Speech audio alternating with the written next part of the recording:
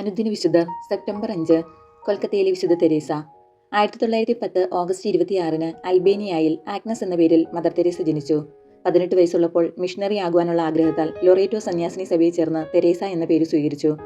1929 ഭാരതത്തിലെത്തിയ mother Teresa missionaries of charity എന്ന സന്യാസിനി സഭ ആരംഭിച്ചു.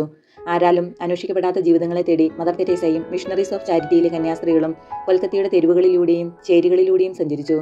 തങ്ങളുടെ മുന്നിൽ ദൈവത്തിന്റെ മാലാഖമാർ നീലക്കരിയുള്ള വെള്ള സാരി ഉടുത്ത് നിൽക്കുന്നത് ദരിദ്രരും കുഷ്ഠരോഗികളും അനാഥരും നേരിൽ കണ്ടു. 1962 പത്മശ്രീ നൽകി മദറിനെ ഭാരതം ആദരിച്ചു. 1979 ലോക സമാധാനത്തിനുള്ള നോബൽ സമ്മാനവും ലഭിച്ചു. 1980 ഇന്ത്യയിലെ പരമോന്നത ബഹുമതിയായ ഭാരതരത്നവും നൽകി.